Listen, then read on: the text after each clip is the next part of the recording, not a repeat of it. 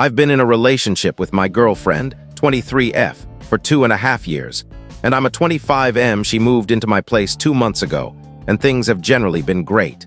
We rarely argue, and when we do, we resolve issues calmly through discussion. Our work schedules differ.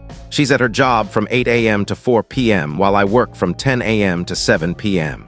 This means I handle breakfast for both of us, and she takes care of dinner. My girlfriend prefers her meals much spicier than I do. I can tolerate some heat, but regular spicy food causes me acne, heartburn, and occasional diarrhea. Since she started cooking dinner, she's been preparing dishes with intense flavors. Think stews with serrano chilies, Thai or Indian curries loaded with peppers, or pasta sauces spiked with jalapenos or Calabrian chilies. It's become overwhelming, happening 4 or 5 nights a week. This has led to health issues. Diarrhea twice weekly, severe acne that's prompted coworkers and friends to comment on my appearance, and daily reliance on antacids. I've asked her to tone down the spice, suggesting she makes separate portions or add hot sauce to her own plate. Each time, she brushes me off, telling me to toughen up and adapt since I can't always control what I eat. Last night, after another spicy dinner, I insisted we find a solution that works for both of us, as the food is harming my health. She repeated her usual dismissive remarks, but I stood firm, saying I'd cook my own dinners if needed. Since then, she's been distant, accusing me of undervaluing her efforts and claiming she'll now have to double her workload because I'm overreacting to spicy food. Am I wrong here? Edit. Thanks for the feedback. I plan to discuss this with her again tonight. Comments where Op responded. Comment 1. Do you adjust your breakfast cooking to her spicy preferences? Op, it depends. For something like scrambled eggs, I make mine plain and add hot sauce to hers. For homemade sausage patties, I use the same mix for both, but for her sandwich, I'll add pickled peppers or something spicy. Comment 2. You're not wrong, this isn't about being picky, it's your health. If someone's cooking is making you sick, you're right to speak up. Op, I wondered if I approached it poorly or came off as rude, which is why I posted. Comment 3. It's sad how some partners can't hear "this is hurting me" and respond with care. If they can't address that, they don't deserve your respect.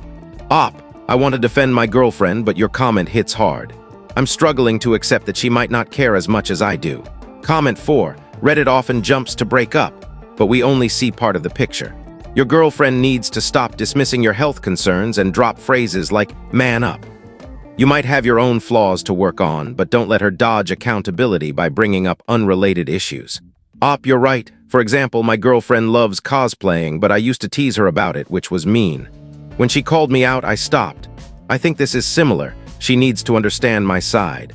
I love her and want to fix this. Thanks for the perspective.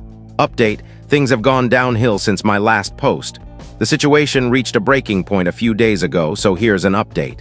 That night, I came home late from work, and my girlfriend had made a spicy Asian-style curry, too hot for me to eat after one bite. I reiterated that her cooking was affecting my health, practically poisoning me. She rolled her eyes, saying she was too tired to make something else, and suggested I eat plain noodles. I told her I'd start making my own dinners since I couldn't eat hers. She got upset, saying if I cooked separately, she'd have to start making her own breakfasts, which she doesn't have time for. I hadn't even mentioned changing our breakfast routine and was happy to keep making both, but she wouldn't listen. She then went on a 10 to 15-minute rant about minor issues, like how I don't change into casual clothes before dinner.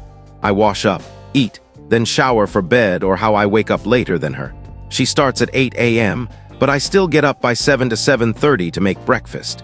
I asked why she hadn't brought these up before, and she went quiet, saying she needed space and didn't want to talk. I slept in the guest room that night.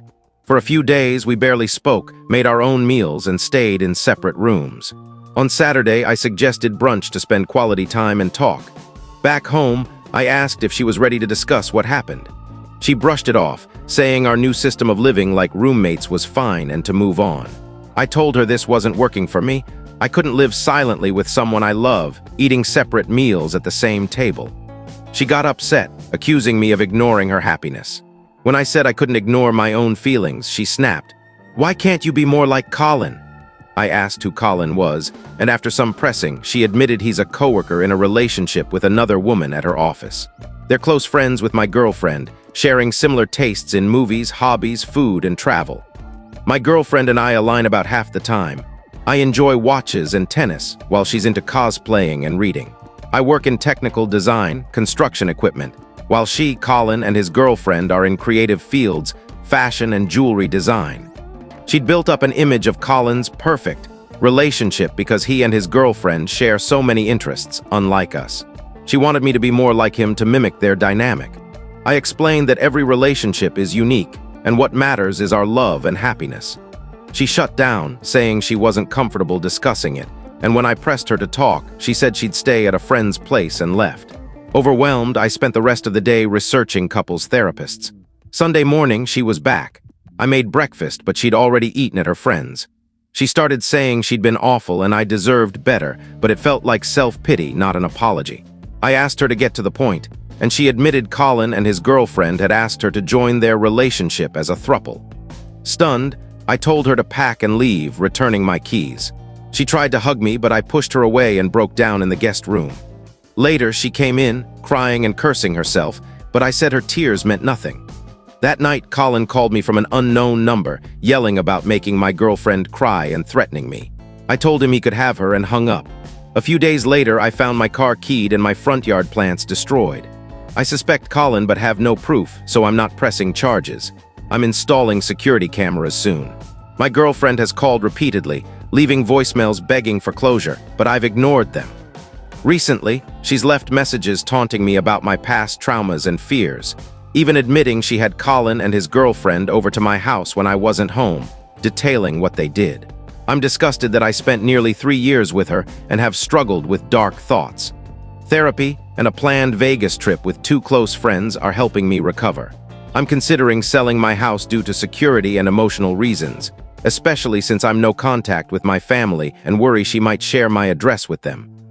I'm seeking an internal transfer at my company, which I love, but if that fails, I'll look for jobs elsewhere. My focus has been staying stable, and now I'm planning for the long term.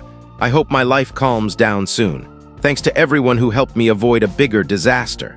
Next story. My husband 32M and I 32F have been married for nearly 2 years, but together for almost 15. He's my only serious adult relationship, and we have 2 kids. Our relationship has always been rocky, but the past 3 years were mostly good. A turning point came when he got blackout drunk at a friend's wedding, yelling awful things at me during the 1.5-hour drive home. I was sober, driving him and his friend.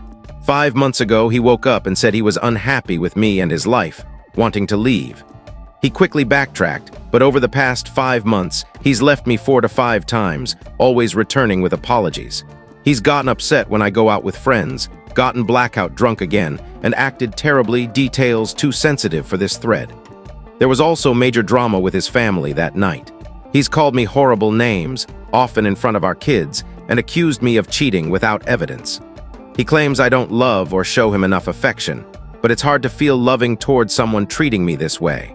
My family offers little support, guilting me for breaking up the family if I don't take him back. I know he won't change. I need validation that I'm right to leave and advice on staying strong in my decision while building a healthy co-parenting dynamic for our kids. Update 1, thank you for the support. It's meant so much. I've been reflecting on our relationship, and it's tough to admit I've tolerated this for so long. We started dating at 15, and looking back, he pressured me into things like losing my virginity, though a friend helped me avoid it. I grew up in a home with domestic violence and a dysfunctional extended family. Around the time we met, my stepdad, who raised me, cut contact because his new partner didn't want me calling him dad, and turned my room at his house into a guest space. The night we got together at 17 was troubling. We'd been friends, and I was talking to a mutual friend at a local event. When we returned, he screamed at me in front of everyone, calling me names for hooking up with his friend, untrue. I apologized for nothing, and we started dating. He lied about using drugs, a hard boundary for me due to a relative's overdose death. He caused rifts with friends who told me about his drug use, only admitting it 2 years ago when my views softened.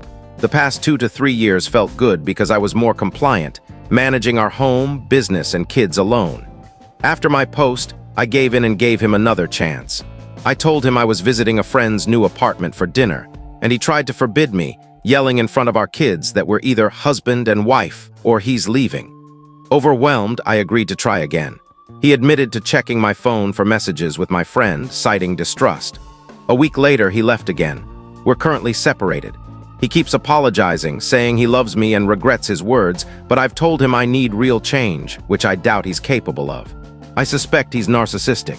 I'm recording our interactions, meeting a lawyer, seeing a counselor, and preparing to sell our house discreetly.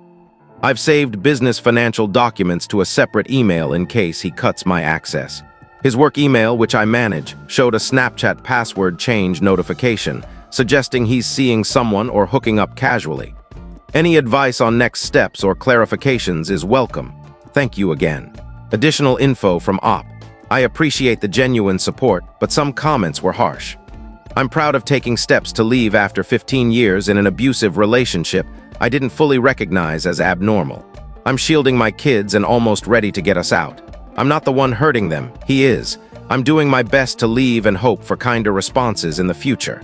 Update 2. My soon-to-be ex-husband has been out of our home for 2 weeks, filled with his outbursts and love bombing. I've stayed firm, telling him I'm done and want a divorce. I've installed security cameras and plan to sell our house to buy my own place, though untangling our finances will be tough. I feel proud, strong, and free. The kids and I can live without fear of his reactions. There's no more yelling, just peace. Thank you for your advice. If you have tips for custody agreements or divorce negotiations, I'd appreciate them. This is likely my final update.